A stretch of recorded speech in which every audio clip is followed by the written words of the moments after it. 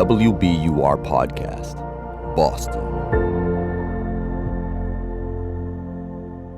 This is Up Next. I'm Tiziana Deering. Boston is known for its universities, its hospitals, and its revolutionary history. Over the past week, it's become known as something else. Party Central. World Cup fans have come from Scotland and beyond to sing, dance, and literally drink several bars out of beer. Our guests argue that's a cue for Boston at least to try to be more fun all the time. Larry Edelman writes the Trendlines newsletter for the Boston Globe, and Jared Johnson sits on the board of the group Transit Matters. Larry, Jared, hey there. Hi. Hey, how are you? Good morning. So, Larry, we are focusing on some rule changes that the state has made to make celebrating into the night easier during the World Cup. Can you summarize those for us? Well, they've done a couple of things. They've extended closing time, last call, to 3 a.m. That's from 2 a.m. for many people, for many establishments, and even earlier for others. The others, they've created these outdoor districts where you can walk around with alcohol that you've purchased inside of the bar. There's some rules around that, but it basically lets people spill out into the streets and have a little fun out there. So both of you have personal specific visions for Boston's future. Jared, we've talked about them before. What excites you about this experiment into late night? Yeah, I mean, it's been great to see the bars open later and just to see the activity on the street. And then, of course, it's been great for the T to run later. The T is running until 2 a.m. The subway lines and the highest ridership bus lines are running until 2 a.m. on weekdays. On the match days, and then they ran until 4 just this past Saturday. So it's been really exciting. I think it's the first time the T's run that late in, three or 4 decades. Run that late, yes. And in fact, that's been an area of controversy over the years, whether or not the T should be staying open later. I want to flag that because I'm going to want to come back to it in a minute. So those are some of the changes that have been made. Larry, before we do the, well, should they part of this conversation, I want to touch on one other thing because there has been a conversation about the status of happy hour as well. And you were a young man in Boston back before happy hour was banned in 1984. You think the city should bring that back? I do. And I think with some restrictions, but, I remember as a kid going to Crossroads on Beacon Street in Boston. And, we'd come in, we'd buy a pitcher of beer for, I don't know, $5, I think it was, maybe even less, and get a free pizza. And I didn't see the harm in that. And I think that with some, reasonable guidelines, it could be a good thing again. What kind of reasonable guidelines? Well, I don't know. Maybe it's a shorter period of time, only an hour or two, make it a true happy hour. And maybe food has to be involved, so it's not just free drinks or cheap drinks. Because of the concern of drunk driving, which drove the 1984 change. Exactly. But I do think that the driving drunk habits have changed in the intervening years. It's been a long time. I think a lot of people are more reasonable about that now.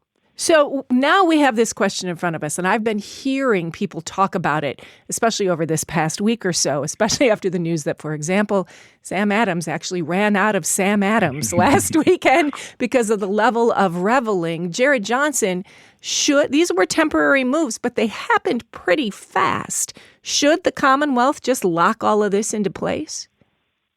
Absolutely. I think it's been a huge success, and I do think it's important to change the perception of Boston, right? I do think that obviously there are things that we need to do to be more competitive and to make sure that folks want to continue to stay in Boston that are going to take a lot longer. But this is something that's relatively easy. So I think we should absolutely keep it. So you mentioned later tea hours. I'm going to stay with you for a minute, Jared, before I go back to Larry. The tea has served until 2 a.m., an hour later than normal on Friday and Saturday nights since the fall of 25. And in the Baker administration, they had extended tea hours for a couple of years, and Charlie Baker stopped it in 2016, saying it was expensive to operate and it didn't make a lot of money. Is something different now that makes you think this should be a permanent change?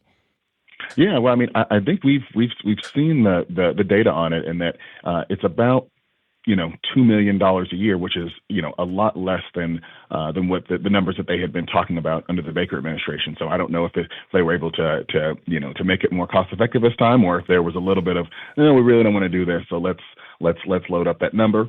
I won't go there, but I don't know. I think that there is just a lot more excitement around the T. I think it's kind of riding the wave of just positive things that have been happening at the T. And I also think too that at least among some folks who remember that pilot, maybe there is a sense of we need to make sure we actually use this.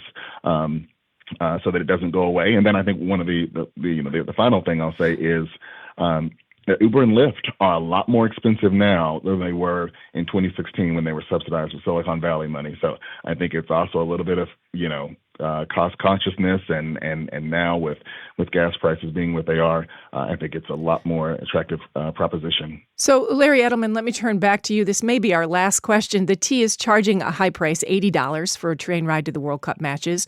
The state's, we just told listeners this morning, the state's collecting income taxes from World Cup players and staff members who receive checks for playing in Foxborough. I spoke with Governor Healy before the World Cup started, and she said she was pretty optimistic on the economic front. In terms of the long-term overall economic impact, I think it will be positive for sure. To what degree we have yet to see, but I think it's going to be great. So this public dollar spend, is it to make money, or is it the government providing support to the private sector? I think it's a combination of both. I think events like this, and like the Olympics or, the tall ships, it's all about bringing people into Boston, and that certainly helps the restaurants and other tourist-related businesses. It does bring some money into the coffers of the state and the city in terms of additional taxes. But I really think we should see this as more of part of an integrated strategy of marketing Massachusetts better to tourists and to our own people. I think one of the points about the bars and everything is that it's not just that Boston and Massachusetts needs to be doing to keep younger people here. Housing has got to be the number one focus for both the city and the state. You can keep the bars open 24 hours a day, but it doesn't matter if people can't live here. So much more to talk about that we're just not going to have time for, like what happens when we see bad behavior on the streets if we keep things open late. But really great conversation. Larry Edelman writes the Trendlines newsletter for the Boston Globe. Jared Johnson is on the board of Transit Matters. Thanks to both of you for joining us this morning.